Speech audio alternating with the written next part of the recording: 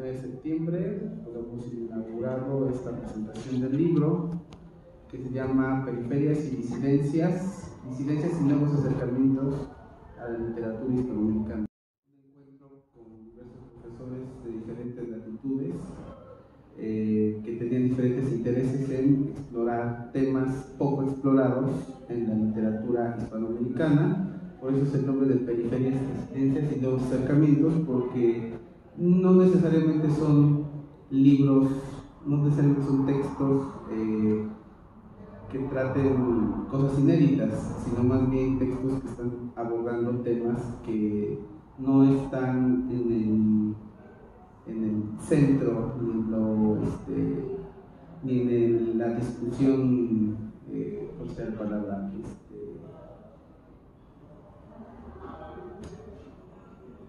por la discusión, ¿cuál es la palabra? Ok, creo que ya se no, creo que no. Bueno, era no sobre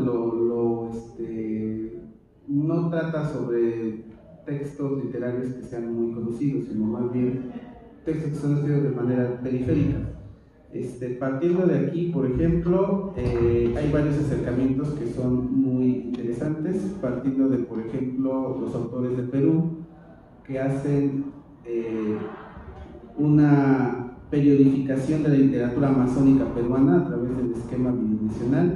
Bueno, este texto generalmente se asocia a la literatura peruana con la literatura inca o con la zona montañosa de Perú y la zona de Ucayali o de Pucallpa, de donde son estos profesores, que pertenece a la Amazonía. Es una zona poco explorada dentro de los estudios literarios, y por el contrario, lo que se cree hay mucha riqueza en cuanto a textos. De hecho, se publican más textos en Ucayali y en Pucallpa que en Lima. O sea, de hecho, la misma Universidad de Ucayali tiene esa tradición como de ser autogestores de sus libros. Ellos se autopublican, ellos hacen sus revistas, y hay mucha riqueza literaria en esa zona del Perú, pero no es visible, ¿no? Generalmente se quedan los estudios literarios en Vargas Llosa, en las figuras hegemónicas, esa es la palabra, hegemónicas, en los centros hegemónicos, o en esta visión inca de la zona del montaña de Perú, donde está la tradición indígena, pero hay una tradición amazónica que tiene que ver con la selva, que está limítrofe a Colombia y a Brasil. Entonces el primer texto, por ejemplo, habla de todos estos autores, que por cierto tienen, como les repito, una enorme cantidad de textos publicados, ¿no? Cuando uno se asoma a ver los textos, y aparte son textos muy, muy interesantes, ¿no? Están llenos de realismo mágico, de muchas cosas, ¿no? Hay que realmente llegan a sorprender mucho, ¿no? O sea, es una mirada a Perú que generalmente no tenemos. Y bueno, hay otro acercamiento, ¿no?, del profesor Timo Keren, que es sobre el Leda y el Cisne, sobre lo clásico en la literatura hispanoamericana, que por cierto me da la razón en algo que decía antes, me da la razón de que el orden, lo que prevalece en el modernismo y en la literatura modernista, es lo neoclásico, ¿no?, que él hace y que es un acercamiento que no se había hecho. Después está la doctora Sahar Chavane, que ella es de la Universidad Autónoma de Madrid, y ella habla de la voz poética de Carlos Roberto Fernández Retamar en un poemario de este poeta que es desconocido, que es el de Patrias Versos en el Laboratorio del Dolor, que lo hace en un exilio en Cuba. Y bueno, según el texto que leí, todos los textos leí muchísimas veces, es un texto desconocido de este autor, que publica desde el exilio y publica en Cuba, algo que no se repitió más en su vida, y que prácticamente ese texto es desconocido. Después el doctor Israel Farley, que está aquí presente, Marginalidad y Resistencia, los mayas y sus escritos ante el dominio colonial. Y bueno, también el doctor O'Farrill retoma la literatura maya, bueno, que no, ahí es la discusión, ¿no? Que no se puede tomar como literatura, sino que es otra lógica en el acto de escritura, tiene otras lógicas y otros paradigmas que no deben tomarse como literatura, pero asimismo siempre están en la marginalidad, en la resistencia, y tienen, precisamente son una disidencia ante los escritos del dominio colonial. Entonces es una periferia, ¿no? Obviamente no entra en los discursos hegemónicos de lo que sería literatura mexicana ni historia mexicana. De hecho, yo creo que a partir de lo que siempre he leído del doctor O'Farrill, podríamos tomar esto como ahora sí, una semiósfera aparte, ¿no? Un mundito así que en ellos mismos, ¿no? Se concentra su conocimiento, su lógica, su dialéctica, su pensamiento. Y bueno, más adelante, Elegías de varones ilustres de Indias, Crónicas y el juego de la bendición de Mariela Sofía Pérez, que es una crónica de Indias de Venezuela, que a mí se me hizo muy interesante. Generalmente también asociamos las crónicas de Indias con las de México, ¿no?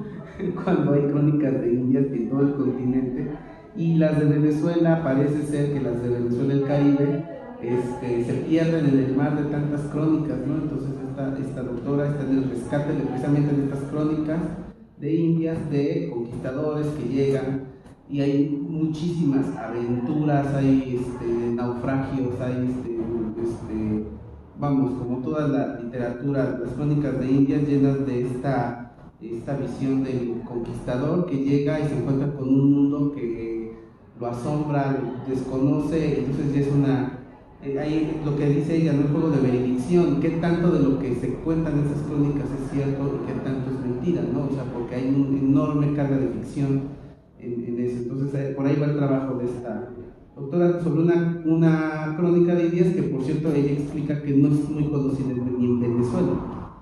Y luego Angelina Muñiz Uberman, escritos para explorar la maternidad, de la doctora Flor de Lis Mendoza, igual una periferia, hablando desde la escritura femenina, desde la feminidad, desde la maternidad, vista como igual una periferia dentro de los estudios literarios, aunque ya actualmente no tanto, ¿no? Actualmente ya se toma, ya está entrando en el discurso hegemónico en los escritos femeninos. Pero lo interesante de este texto es que Angelina Muñiz Uberman es judía. Entonces, generalmente, no, o sea, la escritora es judía mexicana. Entonces, lo que lo vuelve una periferia es que de por sí su visión del mundo como judía mexicana es diferente, ¿no? Entonces, ella viene con otras preconcepciones dentro de la tradición semita, y obviamente su visión de la maternidad dentro de sus creencias, dentro de su lógica, no es parte de lo que se tendría como la maternidad en el centro mexicano. Entonces por eso también se vuelve una periferia y se vuelve una disidencia. Más adelante, y ya dejo hablar a los autores, Cuba dentro de un piano, de Rafael Alberti y Javier Monsalvage, que es un texto de la maestra Adriana Hernández Vascón, que revisa los estudios de la poética con la música. Entonces ella pues es estudiante de música, pero también es estudiante de literatura, y ella explora precisamente hace el estudio musical comparativo desde la poética, y la poética desde la música, el ritmo desde la poética y la poética desde la música, a partir de la relación texto-verso con el acorde, con el tempo, con la armonía, lo cual hace pues también parte de los textos, un texto literario muy interesante, porque generalmente se ven separados los textos musicales con los textos literarios, aunque muchas veces van juntos, van de la mano, están acompañados, muy pocas veces se estudian juntos, siempre se estudian por separado. Entonces, bueno, las facultades que tiene la maestra de ser estudiosa de la música y estudiosa de las letras les permite hacer este tipo de acercamientos. Y probablemente, pues yo siempre me puse al final, porque yo hice, hago un recorrido sobre 2 obras de Salvador Caballo Zubieta, escritas y publicadas en Europa: Recuerdos de un emigrado, publicado en España en 1883, y Un año en Londres, publicado en Francia en 1883. Bueno, yo voy concluyendo. Estas dos obras de Salvador Quevedo y Subieta son escritas y publicadas en Europa, pues es tema de mi tesis doctoral, que se hace un análisis sobre estas dos obras. Y bueno, hago un breve recorrido, trato de no extenderme mucho, esto es parte de un capítulo de mi tesis. Obviamente no está público, no está escrito tal cual, está un poco alterado para que no sea un autoplagio. Entonces, de lo que trata mi trabajo es pues acercar sobre todo las dos obras que no están muy estudiadas y sobre todo que no son para nada conocidas, y que de hecho de los dos libros, Recuerdos de un emigrado y Un año en Londres, hay un sinfín de errores en todos los estudios que se hacen. Y bueno, este es un acercamiento para uno tratar de someter en discusión estos errores sobre la publicación, de las publicaciones que hay de este libro, de estos dos libros, y sobre todo la importancia que tuvo el autor como intelectual publicando en Europa. Entonces, bueno, ese es un acercamiento que nos permite pues, dilucidar, ¿no?, algunas cosas sobre Salvador Quevedo y Subieta, un escritor jalisciense que, pues, cuya vida es bastante interesante y extraña, ¿no? Pero bueno, entonces voy a ceder la palabra al doctor Israel O'Farrell para que él nos comente un poco de su texto. Bueno, yo seré breve, en realidad ya comentaste algunas ideas sobre el texto. Y bueno, pues a mí me parecía muy sugerente la idea de trabajar en un texto que hablara sobre periferias y disidencias. Y ahora que estaba pensando, que estaba yo escuchando, me parece que llevo bastantes años de mi vida trabajando sobre estas marginalidades, ¿no? En principio recuerdo hace tiempo que cuando estudiaba un doctorado de un acabé de literatura allá en Salamanca, hice un trabajo sobre el concepto de marginalidad en la obra de Federico García Lorca, sobre todo porque él encarnaba de alguna manera la marginalidad por muchas razones. Primero, pues por ser un poeta de vanguardia, más adelante pues homosexualidad y muchos otros temas, por ser andaluz, ¿no?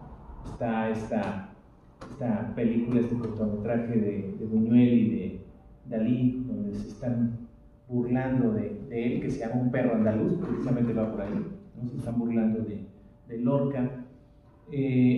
Y claro, tiene ahí varios poemas que me parece que son muy evidentes en este sentido, tanto el poemario del cancionero gitano, y obviamente el que habla sobre su viaje primero a Cuba y después a Nueva York, y donde habla sobre los negros, ¿no? Que también tiene ahí una serie de poemas en ese sentido. Y de eso, pues, de alguna manera también me fue llevando hacia otros derroteros. Y recientemente, pues, trabajo el tema de los textos coloniales mayas. He estado trabajando con mayas también desde hace muchos años. Y claro, la definición de estas comunidades originarias, pues, es que son marginales. Desde que se da la colonia, bueno, las conquistas y después las colonias, pues, obviamente se convirtieron en marginales de entrada. Y claro, pues, sus escritos, que no sé si las podemos llamar literatura, hay controversia, pero sus textos pues, obviamente son marginales, no forman parte del canon, cosa tan importante en estudios literarios, el canon, ¿no? Así como hay muchas otras cosas más que están ahí presentes. Ahí mismo en el posgrado de repente pareciera que hay cierta controversia si es literatura virreinal o no, si lo virreinal tiene características virreinales, ¿no? Pues obviamente no son textos virreinales, ¿no? Pero entonces, ¿dónde los ubicamos? Sobre todo en cuanto a tiempo y demás. Desde ahí ya estamos hablando de que hay una cierta marginalidad, ¿no? Y estaríamos hablando también desde la periferia. Y si sumamos a eso, que son textos que fueron escritos a escondidas, que no fueron revelados a las comunidades, a las autoridades coloniales ni eclesiales, sino mucho tiempo después, entonces estamos hablando que hay una especie de disidencia, hay una resistencia por parte de estos grupos, y entonces ahí, independientemente de que su historia haya cambiado o haya sido modificada, de esa manera ellos pueden recobrar algo de la forma en que ellos ven su propia historia. Aquí hago un paréntesis también, para muchos historiadores estos textos no son historia, como están repletos de mito, entonces el mito en una visión positivista de la historia pues no es historia, ¿no? Es simple y sencillamente eso, mito. Entonces, claro, la visión de estos mayas que escriben estos textos es recuperar su memoria, entonces es historia. Pero bueno, esto implica pleitos y ya se pueden imaginar una cantidad de discusiones con otros colegas y en otros espacios también la idea de si tienes o no la traducción correcta o no, en fin, eso conlleva pues una dificultad terrible. Nosotros trabajamos con estos textos en sus traducciones en castellano, porque pues mi maya es nulo, ya estoy aprendiendo, estoy tomando un curso de maya yucateco, pero hay que decirlo, o sea, son muchas lenguas donde se escriben estos textos, en cachiquel, en quiché, en maya, en yucateco, ¿no? Están ¿qué más? En quiché, por supuesto, ¿no? Entonces, quizá aquí el Tz'utujil, esa es otra de las lenguas, el problema es ese, que habría que aprenderse las lenguas, y tiene todo sentido, porque también eso implica entender el pensamiento. En fin, es un reto para quien quiera que se meta a estudiar estos documentos, porque no solamente implica pensar que se trata de una cosa que está a la distancia, textos que se fueron escritos en la historia, sino también con otra forma de pensamiento. Meternos a eso es bastante complicado, sobre todo cuando amamos nuestro mundo occidental, ¿no? Entonces empiezas a darte cuenta que, y claro, te sientes como occidentales nos sentimos los grandes portavoces de la humanidad, ¿no? Y todas esas otras pues, literaturas, tradiciones que son consideradas como inferiores, obviamente no son contempladas, sí como folclore o quizá como curiosidades, ¿no? Entonces, claro, la intención era participar en este libro con algo que pudiera hablar un poco de esa característica que tienen estos textos, ¿no? Entonces, bueno, ustedes si revisan el texto van a encontrar precisamente esta idea, ¿no? Y bueno, con eso termino para que no nos alarguemos demasiado, pero sí, para ir. Bueno, buenas tardes. Bueno, yo mi aportación a este libro es justamente sobre un ciclo de canciones compuestas por el compositor catalán Javier Monsalvat, quien toma diversos poemas de Latinoamérica escritos en el siglo XX, pero justamente retomando a partir de una lectura que hace de ellos y del conocimiento que hace de la biografía de estos autores, que la mayoría son cubanos, y él también comulga con muchas de las ideas de estos poetas, es que decide hacer un ciclo de canciones que denomina las 5 canciones negras. Es donde se habla justamente de la negritud, pero la negritud cubana, o por lo menos está centrada en esa, pero sin olvidar que también hay una negritud en Venezuela, también hay una negritud en Colombia, en México, y bueno, se enfoca justamente, se centra en Cuba, pero sin olvidar esta parte de la figura, ¿no?, de la identidad del negro en Latinoamérica. Y bueno, yo de las 5 canciones, que son muy complejas a nivel musical, porque él al leer los poemas explica que él tiene esta experiencia de recrear en su mente los ritmos musicales a partir de la poesía. Entonces él utiliza esta figura de la hipotiposis, que es una figura retórica que en la música se ha estudiado antes en el género de la canción, el art song, que es como muchos le denominan, es pintar con palabras. Entonces pintan con palabras paisajes, realmente son cuadros pictóricos musicales, en donde tanto la letra como la música comunan y hacen que el espectador, el oyente, tenga esta especie de catarsis, en donde se imagina, ¿no?, de los sonidos del mar, de los pajarillos, los barcos, ¿no? Y de las 5 canciones yo elegí una que es la de Cuba dentro de un piano, quizá porque, no solo porque es la primera y es quizás la más difícil de digerir, por decirlo así, de las 5 canciones, sino también por todo lo que tiene, lo que implica a nivel político, dentro de su ideología del compositor y también dentro de la ideología del autor, que es Alberti. Entonces, voy a leer nada más un fragmento de lo que es este texto que escribí, que dice: la poesía de Alberti es pictórico verbal porque empodera la imagen como parte de su poética debido a su gran pasión por la pintura. Y es que Alberti era un asiduo, ¿cómo decirlo?, espectador de los museos, admirando mucho a Velázquez, y entonces él recreaba la pintura de Velázquez pero a partir de poesía. Pues eso le impactó tanto a Monsalvat que dijo: voy a tomar ese poeta y voy a hacer los poemas. Hay un poema que impactó mucho a Simón Salvage, que es un poema que escribió Alberti cuando tuvo 19 años, cuando fue al Museo del Prado y vio una pintura de Velázquez. Entonces él escribe: 1917, mi adolescencia, la locura por una caja de pintura, un lienzo en blanco, un caballete. Felicidad de mi equipaje en la mañana impresionista. Divino bosque, imprevista lección abierta del paisaje. Cálidamente complicado fluye el color de la paleta que alumbra el árbol en violeta y al tronco en sombra de morado. Comas ardientes son las flores, juntos las hojas, reticentes y el agua, discos transparentes que juegan todos los colores. Bueno, Alberti es un gran poeta, y lo que hace entonces Javier Monsalvage, que es compositor, es analiza los poemas de Alberti y encuentra uno en donde se hace una crítica a este, ¿cómo decirlo?, bloqueo, por decirlo así, que sé que no es la palabra correcta, pero es el bloqueo que se hace hacia Cuba por parte de Estados Unidos.